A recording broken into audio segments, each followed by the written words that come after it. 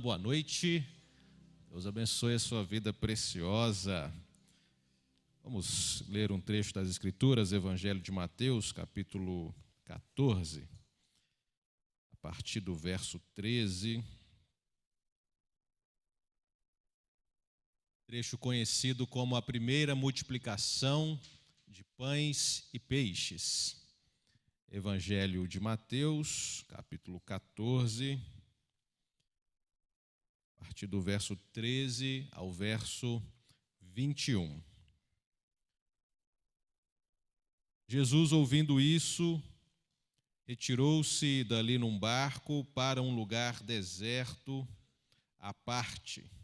Sabendo as multidões, vieram da cidade seguindo por terra. Desembarcando, viu Jesus uma grande multidão. Compadeceu-se dela e curou os seus enfermos.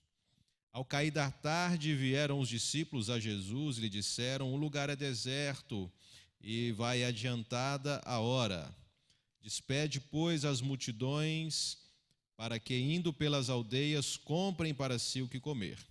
Jesus, porém, lhes disse: não precisam retirar-se, dai-lhes vós mesmos de comer. Mas eles responderam: não temos aqui senão 5 pães e 2 peixes. Então ele disse: trazei-mos. E, tendo mandado que a multidão se assentasse sobre a relva, tomando os 5 pães e os 2 peixes, erguendo os olhos ao céu, os abençoou.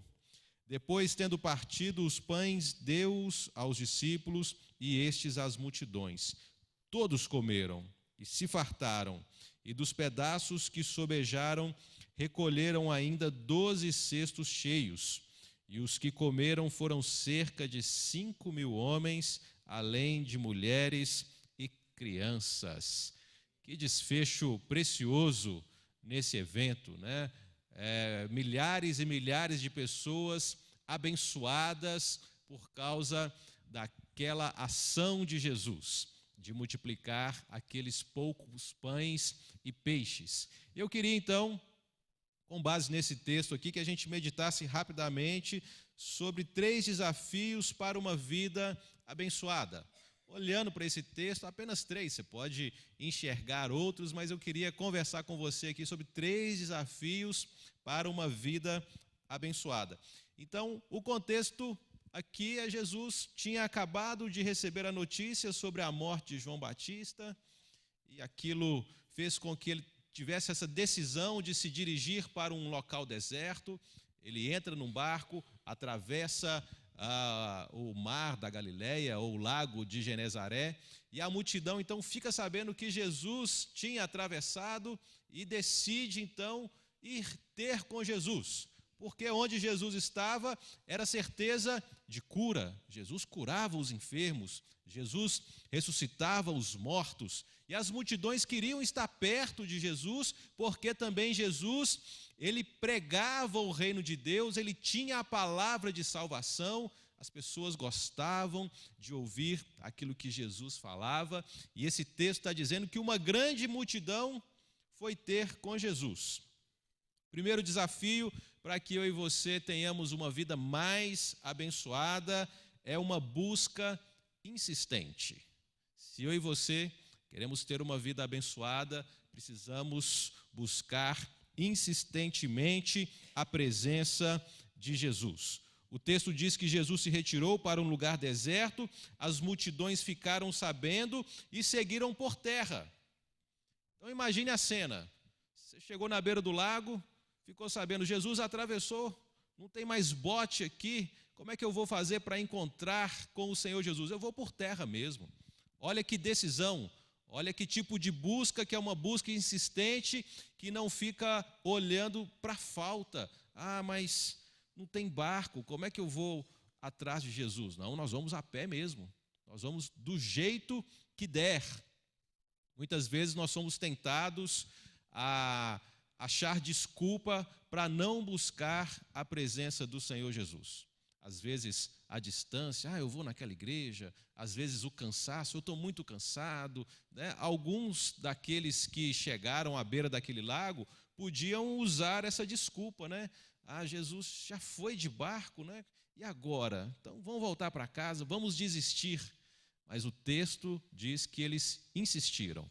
Se eu e você queremos ter uma vida mais abençoada por Deus, precisamos de buscar a Cristo insistentemente, fazer isso com diligência, sabendo sim que é Ele que tem as palavras de vida eterna, sabendo sim que é Ele que pode transformar a nossa história, transformar a nossa realidade. Aquela multidão fez isso e eu e você também precisamos fazer isso para ter uma vida abençoada. Em segundo lugar, um outro desafio que eu e você precisamos assumir para ter uma vida mais abençoada é um sacrifício abnegado. Ao olharmos para esse texto, a nossa tendência é ir logo para o resultado, né? Puxa vida, 5 pães e 2 peixes alimentaram uma grande multidão. Um grande milagre, né? O resultado daquilo ali foi extraordinário. Mas um detalhe pode nos escapar. Quem que doou aqueles 5 pães e 2 peixes? Aquela pessoa que doou os 5 pães e 2 peixes teve que fazer um sacrifício abnegado, às vezes sem saber se ele teria o retorno daquele lanche que talvez ali serviria para alimentá-lo. Se eu e você queremos ter uma vida mais abençoada por Jesus Cristo, nós temos que fazer sacrifícios abnegados. Às vezes, abrir mão daquilo que está em nossas mãos para ajudar outros, sem sequer saber se receberemos alguma coisa em troca. Um dos grandes exemplos nas Escrituras que temos de alguém que fez um sacrifício dessa forma é o patriarca Abraão. Você conhece a história de Abraão? Depois leia Gênesis a partir do capítulo 12, começa a narrar a trajetória desse pai da fé, ele que foi chamado por Deus quando tinha 75 anos de idade, e Deus fez algumas promessas para ele. Dentre as promessas que Deus fez, Deus disse: eu vou fazer de você uma grande nação, de você, Abraão, vai nascer um grande povo. Só que ele já tinha 75 anos de idade, e sua esposa era estéril. Como é que Deus faz uma promessa dessa para um camarada desse, né?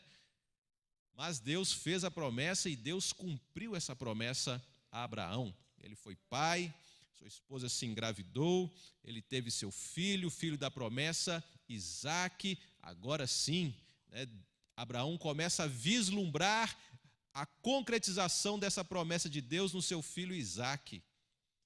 E, para nossa grande surpresa, é justamente este filho que Deus pede para Abraão em sacrifício.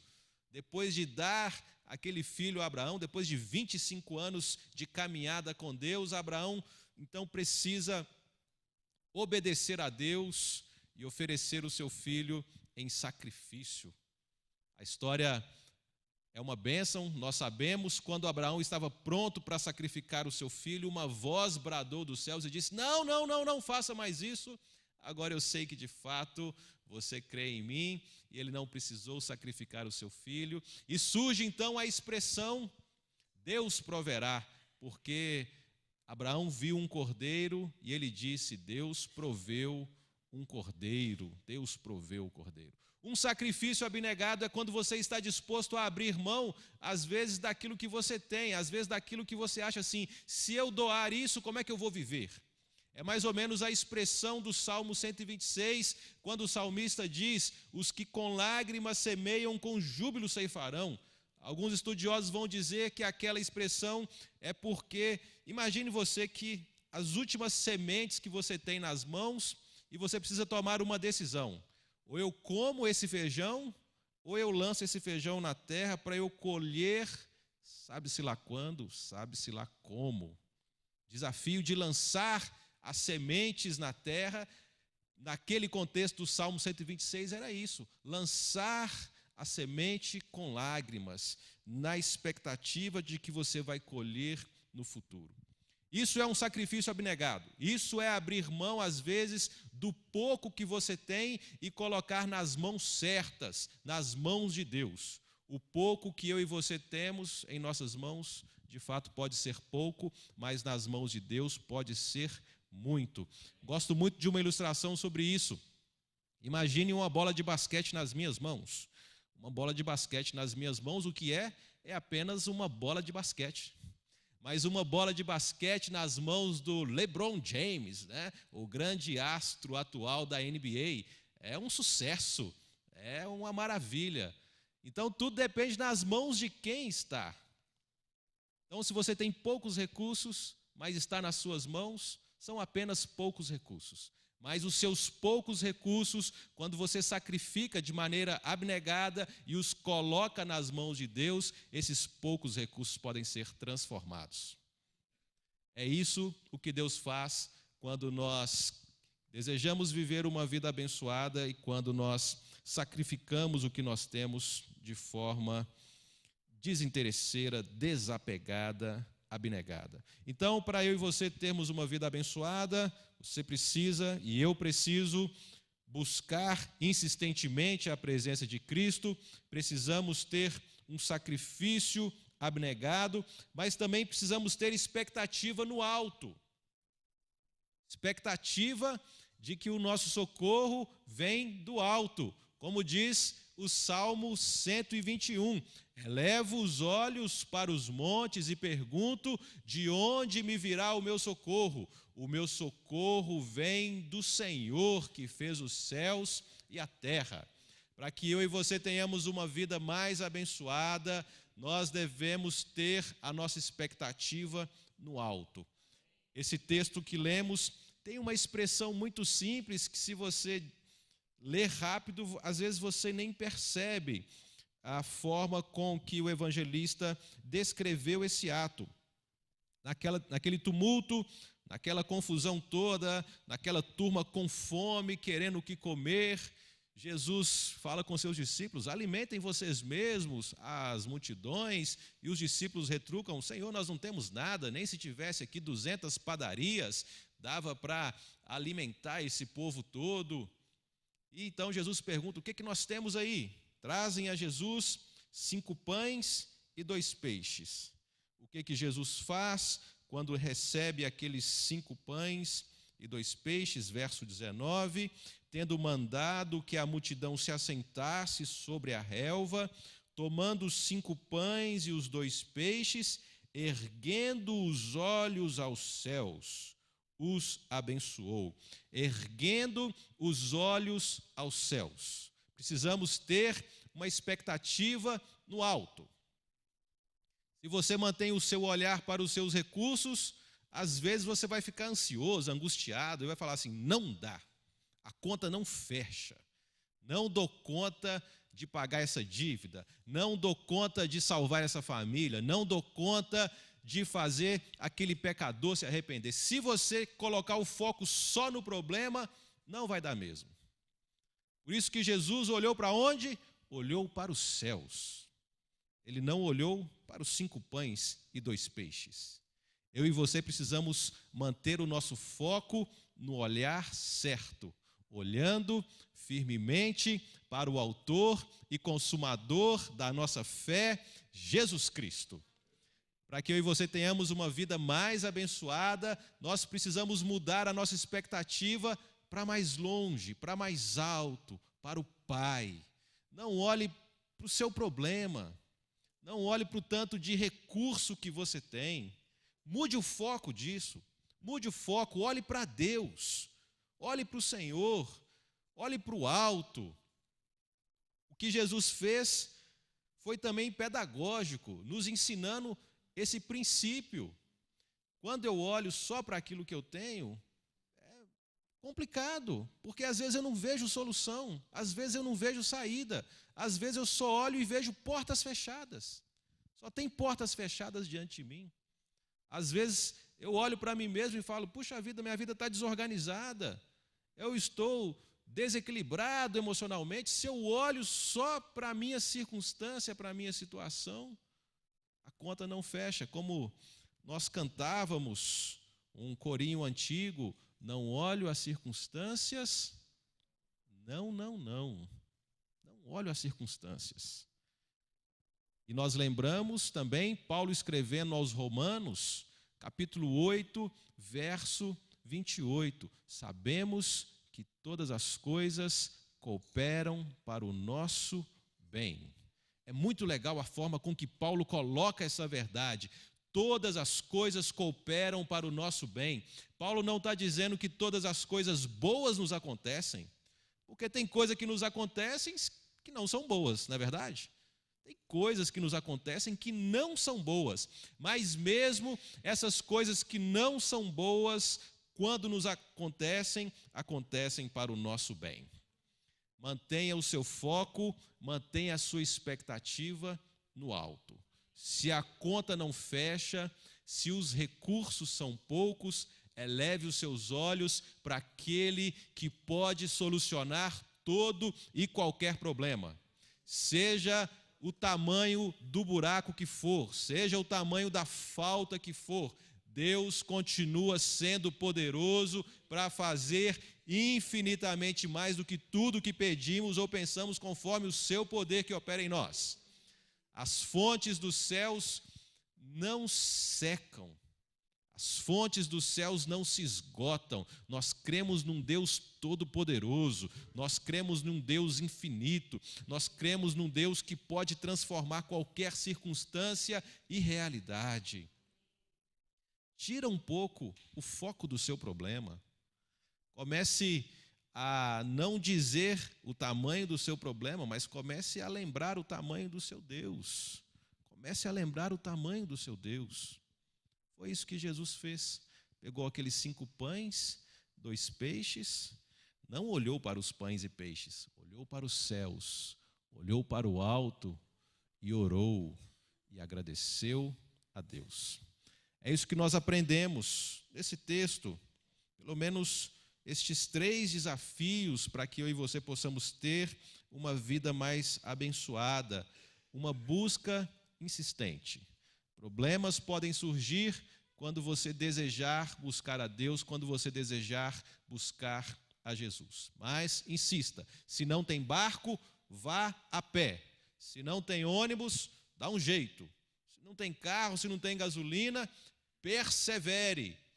Às vezes, se a família está impedindo, está atrapalhando, insista, busque a Deus. Faça sacrifícios. Nesta vida que nós queremos ser mais abençoados, precisamos abrir mão de algumas coisas. Às vezes o que você tem, você fala, isso é meu. É muito interessante quando a gente olha para algumas crianças, né? Algumas crianças, a primeira coisa que elas aprendem a falar é o quê? É meu. Imagine se aquele rapaz, aquele jovem que estava com aqueles 5 pães e 2 peixes tivesse dito isso, é meu, eu não vou abrir mão disso. Aquela multidão não teria sido alimentada. Faça sacrifícios abnegados. Lance a semente, creia que a semente que você lança, Deus vai fazer prosperar e abençoar. E mantenha a sua expectativa no alto, mantenha a sua expectativa nos céus. Tire um pouco o foco do seu problema, tire um pouco o foco da sua situação, eleve os olhos, olhe aos céus, agradeça a Deus e você também vai experimentar milagres sobre a sua vida em nome de Jesus. Amém? Vamos orar por isso? Vamos orar para que a gente possa experimentar bênçãos de multiplicação, bênçãos de crescimento em todas as áreas da nossa vida, para que o Senhor faça com que milagres continuem acontecendo em algumas áreas que às vezes nós perdemos a expectativa de que acontecessem. Senhor Deus, nós te agradecemos porque o Senhor é o mesmo ontem, hoje e o será eternamente. Te agradecemos por este milagre registrado que mostra, ó Deus, a insistência de alguns em buscar a Tua presença, em desejar estar com o Senhor, ó Deus. Olha também para cada um de nós, ó Deus, que temos insistido, perseverado, desejado ardentemente de todo o nosso coração estar na Tua presença. Muitas vezes abrimos mão do nosso conforto, Muitas vezes abrimos mão, ó Deus, de diversões e distrações para buscar a Tua presença. Então, que o Senhor possa nos abençoar por esta iniciativa de cada um de nós. Te pedimos, ó Deus, oramos também, ó Pai, para que o Senhor perceba, ó Deus, aquilo que nós temos sacrificado diante do Teu altar, ó Deus, aquilo que nós temos ofertado diante do Senhor, ó Deus. Fazemos, ó Deus, com um coração abnegado, fazemos, ó Deus, não com a expectativa de barganha, mas fazemos porque cremos que aquilo que temos em Tuas mãos, ó Deus, pode render muito mais, ó Deus. O pouco com o Senhor é muito, mas o muito sem o Senhor não é nada. Ajuda-nos a sacrificar de maneira abnegada. E sobretudo, ó Deus, que todos nós mantenhamos o nosso olhar fixado nos céus, nos altos, porque é do Senhor que vem o nosso socorro, é dos altos céus que vem a bênção sobre as nossas vidas, é o Senhor que derrama sobre nós bênçãos sem medidas, ó Deus. Então que seja assim sobre a vida do meu irmão, sobre a vida da minha irmã, aqui, ó Deus, nessa noite, que possamos, ó Deus, olhar não para os nossos problemas, não para os nossos recursos, mas olhar para o nosso Deus, que é bondoso, é gracioso e pode fazer com que nós abundemos em toda boa obra. Cumpra isso sobre as nossas vidas, ó Deus, assim oramos em nome de Jesus. Amém, amém. Deus continue abençoando sua preciosa vida, em nome de Jesus.